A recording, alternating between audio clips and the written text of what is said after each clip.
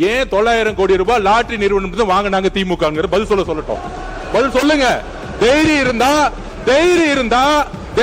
இருந்தா லாட்டரி நிறுவனம் 900 கோடி ரூபாய் திரு மு.க. ஸ்டாலின் அவர்கள் ஏன் வாங்கினார்கள்? தைரியம் இருந்தா சொல்லுங்க. அப்ப சொல்லுங்க. நான் எந்த தொழிலையும் இல்ல, எந்த நிறுவனம் நடத்தல. தைரியம் இருந்தா ஏன் நடத்துறாங்கன்னு சொல்லுங்க. திமுகவுடைய பாராளுமன்ற உறுப்பினர் ஜெகத் ரட்சகன் சாரா ஆலையை நடத்துகிறாரா இல்லையா? திமுகவே அரசு, திமுக இருக்கக்கூடிய பாராளுமன்ற உறுப்பினர்கள் சாராய ஃபேக்டரி நடத்துறாங்க. திமுகவுடைய பொருளாளர் சாராய ஃபேக்டரி நடத்துறாங்க. திமுகவுடைய ஐடி மினிஸ்டர் இருக்கிறவர் சாராய மினிஸ்டர் நடத்துறாங்க. இதுக்கு மேல என்ன ஆதாரம் வேணும்? அது கொடுத்தது அவருடைய மாமனார் தான். அவருடைய மாமனார்கிட்ட கேட்டு அந்த விளக்கத்தை அவர் பெற்றுக்கொள்ள வேண்டும். அவரும் உங்க அப்பாவுக்கு மட்டும்தான் தெரியும். உங்க அப்பா கிட்ட தான் கேட்கணும். எனக்கு தெரியாது. அப்பாவை இங்க காணோம். வீட்டுக்கு போய் உங்க அப்பாட்ட கேளுங்க. உங்க அப்பா கரெக்டா சொல்லுவாரு. ஏன் வாங்கினாரு உங்க அப்பா சொல்லுவாரு. எங்கள் கட்சியை சேர்ந்த பொருளாளர் அவர்கள் சாராய தொழிற்சாலை நடத்துகிறார் என்று ஒரு கேள்வி கேட்கிறாங்க. அது நாம நேரடியாக போய் பொருளாதாரம் பண்ணிட முடியாது. எந்த ஆட்சியாக இருந்தாலும் சரி, ஒரு தொழிற்சாலை ஆரம்பிக்க வேண்டும் என்று சொன்னால் அதுக்கு எல்லா தகுதிகள், குவாலிபிகேஷன், அப்ளிகேஷன் போடுறதுக்கெல்லாம் தகுதி இருந்தால் தான் அரசு தான் லைசன்ஸ் தருது. அதனால அது முறையாக அவங்க ஏற்க போட்டிருப்பாங்க. தொழில் என்ற அடிப்படையில் ஆரம்பிப்பாங்களே ஒழிய அது திமுக பொருள் ஆரம்பிக்கலாமா அப்படிலாம் பேசுவதற்கு வாய்ப்பு இல்லை. அது தவறு. டாஸ்மாகில் சென்ற ஆட்சி காலத்தில் ஊழலை குறைத்ததால் வருமானம் அதிகரித்தது என்று அமைச்சர் குறிப்பிட்டார். உடனே நீங்கள் மற்ற திமுக சார்ந்த உறுப்பினர்கள் எல்லாம் ஆதாரம் இருக்கிறதா என்று கேட்டார்கள். அமலாக்கத்துறை, என்ஃபோர்ஸ்மெண்ட் டைரக்டரேட் ஒரு நீண்ட நெடிய விவரமான அறிக்கையை, நீண்ட நெடிய ஆதாரத்துடன் ஒரு அறிக்கையை எந்தெந்த விதத்தில் யார் யார் அந்த டாஸ்மாக் துறையில் யார் யாரெல்லாம் அந்த பார்ட்டி ஃபண்ட் என்று வாங்கி இருக்கிறார்கள் என்று ஆதாரத்துடன் அமலாக்கத்துறை சென்ற ஆட்சி காலத்தில் இந்த அரசுக்கு சமர்ப்பித்தது. ஆனால் அந்த அரசு உரிய நேரத்தில் எஃப்ஐஆர் செய்யப்படவில்லை, எஃப்ஐஆர் பதிவு பண்ணவில்லை. அதை எதிர்த்து அப்பீல் தான் பண்ணியிருக்காங்க. அதனால அவங்க ஆட்சி காலத்திலேயே அதற்கான போதிய ஆதாரங்களும் இருக்கிறது. கண்டிப்பாக இதை யாரும், எந்த ஆட்சி யார் வந்தாலும் அந்த ஆதாரங்களை எடுக்கவே முடியாது, அளிக்கவும் முடியாது. கண்டிப்பாக இருக்கிறது. அந்த பிளஸ் அந்த மக்களே சாட்சி. நன்றி. மாண்புமிகு கணேஷ்குமார், சீக்கிரமா முடிச்சிருங்க. மாண்புமிகு பேரவைத் தலைவர்களே, நான் இன்னும் பேசவே ஆரம்பிக்கல. மானிய கோரிக்கை உள்ளே நான் போல இன்னும் இல்ல. மாண்புமிகு பேரவைத் தலைவர்களே, ஆதாரம் கேட்கிறாங்க. இது எல்லோருக்கும் தெரிஞ்சதுதான். மது விலக்கு கொள்கைங்கிறது எங்களுடைய கொள்கை. போதையில்லா தமிழகம் எங்களுடைய கொள்கை. ஆட்சிக்கு வந்த பின்போ, ஆட்சிக்கு வருவதற்கு முன்போ இங்க இருக்கக்கூடிய சட்டமன்ற உறுப்பினர்களும் சரி, இங்க இருக்கக்கூடிய அமைச்சர்களும் சரி, எந்த தொழில்களிலும் நாங்கள் ஈடுபட்டது கிடையாது. முக்கியமாக மதுவில். ஆட்சிக்கு வந்த பிறகு திமுகவுடைய ட்ரெஷரர் சாராய ஆலையை நடத்துகிறாரா இல்லையா? ஒரு கேள்வி. திமுகவுடைய பாராளுமன்ற உறுப்பினர் ஜெகத் ரட்சகன் சாராய ஆலையை நடத்துகிறாரா இல்லையா? அப்ப சாராய ஆலையை நடத்தி கொண்டு டாஸ்மாக் நிறுவனம் மூலம் ஆர்டர் யார் வாங்கினது? அப்ப இது பேர் தான் கான்ஃபிளிக்ட் ஆஃப் இன்ட்ரெஸ்ட். அரசே, திமுகவே அரசு, திமுக இருக்கக்கூடிய பாராளுமன்ற உறுப்பினர்கள் சாராய ஃபேக்டரி நடத்துறாங்க. திமுகவுடைய பொருளாளர் சாராய ஃபேக்டரி நடத்துறாங்க. திமுகவுடைய ஐடி மினிஸ்டர் இருக்கிறவர் சாராய மினிஸ்டர் நடத்துறாங்க. இதுக்கு மேல என்ன ஆதாரம் வேணும்? பேசுங்க. ஒரே ஒரு நிமிஷம். மாண்புமிகு உறுப்பினர் லாட்டரிங்கிறாங்க. திரு உதயநிதி அவர்கள் சொல்லணும். ஏன் 900 கோடி ரூபாய் லாட்டரி நிறுவனம் வாங்கினாங்க திமுக? பதில் சொல்லட்டும். பதில் சொல்லுங்க. தைரியம் இருந்தா லாட்டரி நிறுவனம் 900 கோடி ரூபாய் திரு மு.க. ஸ்டாலின் அவர்கள் ஏன் வாங்கினார்கள்? தைரியம் இருந்தா சொல்லுங்க. அப்ப சொல்லுங்க. நான் எந்த தொழிலையும் இல்ல, நான் எந்த தொழிலும் இல்ல, எந்த நிறுவனம் நடத்தல. தைரியம் இருந்தா ஏன் நடத்துறாங்கன்னு சொல்லுங்க. அதுக்கப்புறம் பதில் சொல்லலாம். மாண்பு எதிர்க்கட்சி தலைவர். மாண்பு பேரவைத் தலைவர் அவர்களே, நம்முடைய அமைச்சர் அவர்கள் திமுக ஏன் லாட்டரி நடத்துகின்ற நிறுவனத்திடம் என்று ஃபண்டு வாங்கினாங்க அப்படின்னு கேட்குறாரு. அது கொடுத்தது அவருடைய மாமனார் தான். அவருடைய மாமனார்கிட்ட கேட்டு அந்த விளக்கத்தை அவர் பெற்றுக்கொள்ள வேண்டும். அது அவரும் உங்க அப்பாவுக்கு மட்டும்தான் தெரியும். உங்க அப்பா கிட்ட தான் கேட்கணும், எனக்கு தெரியாது. அப்பாவை இங்க காணோம். வீட்டுக்கு போய் உங்க அப்பாட்ட கேளுங்க. உங்க அப்பா கரெக்டா சொல்லுவாரு. ஏன் வாங்கினாரு உங்க அப்பா சொல்லுவாரு. மாண்பு கொறடா நீ பேசணுமா? மாண்புமிகு பேரவைத் தலைவர்களே, நம்முடைய மக்கள் நல்வாழ்வுத்துறை அமைச்சர் அவர்கள் ஒரு கருத்தை சொன்னார்கள். அவர் துறையில் மிக சிறப்பாக பணியாற்றியவர்.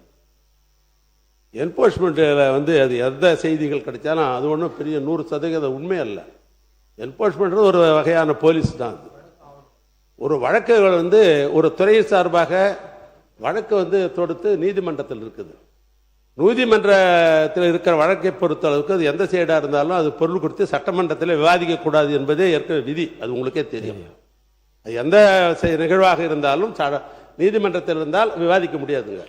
ஒரு நிமிஷம், ஒரு விளக்கம் மட்டும் சொல்றேன். இந்த பொருள் தொடர்பாக வழக்காடு மன்றத்தில் வழக்கு நிலுவையில் உள்ளதுன்னு அதோடு நிறுத்திக்கலாம். வழக்குகளுக்குள்ளே போய் அதை பற்றி விவாதிப்பதும் அதை பற்றி கருத்து சொல்வதும் தான் தவறே தவிர இந்த தேதியில் இந்த பொருள் பற்றி ஒரு வழக்கு தொடரப்பட்டிருக்கு சொல்ல தவறில்லை. அவர் என்ன சொல்றாரு, என்போர்ஸ்மெண்ட் டைரக்டரேட்டு ஒரு இன்ஃபர்மேஷன் கொடுத்துருக்காங்கன்னு சொல்றாரு. இன்ஃபர்மேஷன் கொடுத்துருக்காங்களா இல்லையான்றது ஒரு ஃபேக்ட். அது எல்லாருக்கும் தெரிஞ்சது. அதில் ஒன்றும் அதுக்கான ஆதாரம் கூட தேவையில்லை. அதுவே வழக்காடு மட்டும் இருந்து அதுக்குள்ளே போய் சொன்னாதான் தவறு இல்லைங்க. பெண்டிங் பிஃபோர் த கோர்ட் அதில் நீங்கள் ஒரு வழக்கு பதிவு இந்த பொருள் குறித்து ஒரு வழக்கு பதிவு செய்யப்பட்டிருக்கிறதுன்னு சொல்ற தப்பு இல்லை. ஆனால் வழக்கு விவரங்களுக்கு அதை பற்றி விவாதிப்பதும் கருத்து சொல்வதும் தவறு. என்போர்ஸ்மெண்ட் சார்பாக ஒரு வழக்கு இருக்கிறது என்று அவர் சொல்லியிருந்தா அதை பற்றி நான் முறையிட மாட்டேன். அதுல ஆதாரம் இருக்கிறது, என்போர்ஸ்மெண்ட்ல ஆதாரம் இருக்கிறது என்ற ஒரு வார்த்தையை பயன்படுத்தல் தான் நாங்கள் வரேன். அதனால பொதுவாகவே வழக்கு மன்றத்தில் இருப்பது நாம் எப்பொழுதும் இங்கே விவாதிப்பதில்லை. ஒன்று. மற்றொன்று, நான் ஏற்கனவே சொல்லிட்டேன், எதுவாக இருந்தாலும் ஆதாரத்தை உங்களிடத்தில் கொடுத்து விட்டு தான் பேசணும். 2.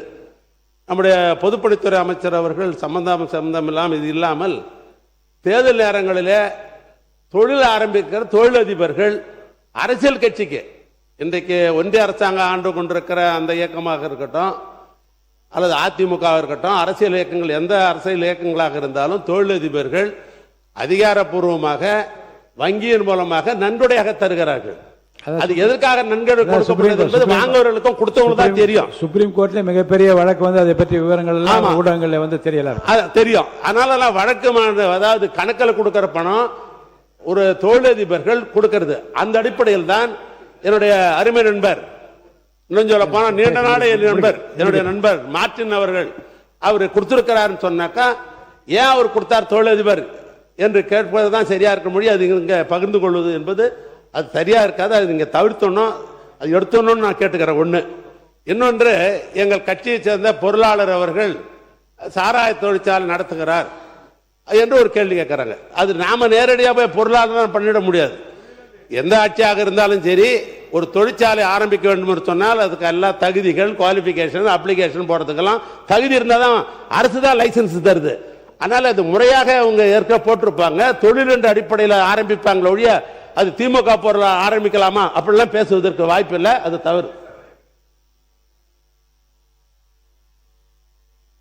மாநில உறுப்பினர் தரேன், உங்களுக்கு தரேன், வாய்ப்பு தரேன், இருங்க. பேரவைத் தலைவர் அவர்களே, அவர் ஏற்கனவே உயர்கல்வித்துறை அமைச்சர் பேசுகிற போது அவையில் இல்லாதவர்களை பற்றி பேச வேண்டாம் என்று காலையிலே சொன்னார்கள். இப்போது முன்னாள் முதலமைச்சர் அவர்களை பற்றி நேரம் அப்பாவை கேளுங்க, மாமாவை கேளுங்கலாம், எல்லாம் அவை குறிப்பிலிருந்து எடுங்க அப்படிலாம் கேட்கறேன். அவை குறிப்பிலிருந்து எடுங்க. நீங்க பேசுங்க.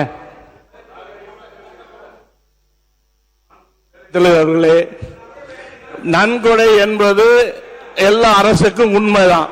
ஆனா நன்கொடை என்பது வாங்கினார்களா, அந்த பணிக்கு நான் இந்த பணியை கொடுக்கிறோம் என்று வாங்கினாரா என்பது மாண்புமிகு முன்னாள் ஐஏஎஸ் மினிஸ்டருக்கு நல்லாவே தெரியும். எந்த பணிக்கு என்னென்ன பண்ணாங்கிறது அவருக்கே தெரியும்.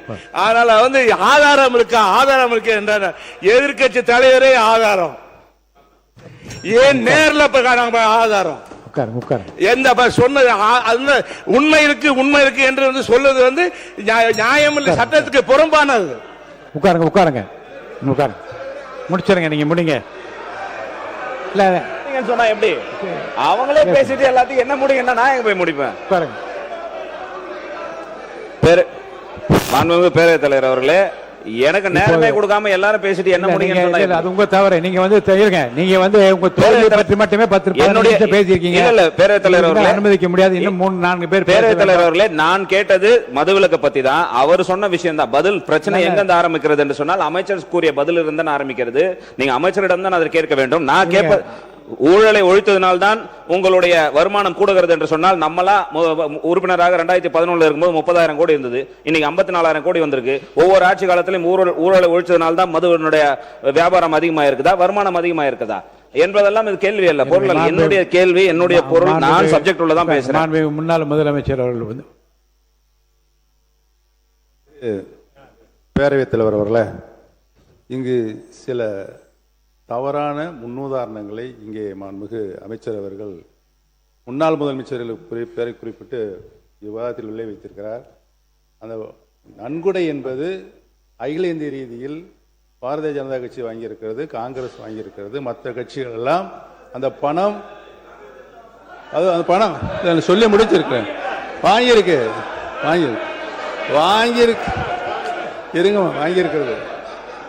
அந்த பணம் நன்கொடை கட்சியினுடைய இன்கம் டாக்ஸ்ல உள்ள போய் தொழில் மூலமாக சம்பாதிச்சப்படத்துக்கு இன்கம் டாக்ஸ் கட்டிய பணம் அதோடைய வங்கி கணக்கில் இருக்கிறது. அதே பல்வேறு அரசியல் கட்சிகள் நன்கொடையாக வாங்கி இருக்கிற சூழ்நிலை இருக்கிறது. அதை போய் இங்கே விவாத பொருளாக அதை லஞ்ச பணம் மாதிரி உருவகப்படுத்துறதே தவறு. அதை அவை குறிப்பிலிருந்து நீக்க வேண்டும் என்று கேட்டுக்கொள்கிறேன். மாண்புமிகு கணேஷ்குமார் அவர்கள் இந்த மதுவிலக்கு பற்றிய பேசிய பேச்சுக்களுக்கு பிறந்த அனைத்து விவாதங்களையும் நான் ஆய்வுக்கு எடுத்துக்கொள்கிறேன். படித்து பார்த்து ஆய்வு செய்து எதை நீக்க வேண்டும் அதை நீக்குவதற்காக முயற்சி பண்றேன்.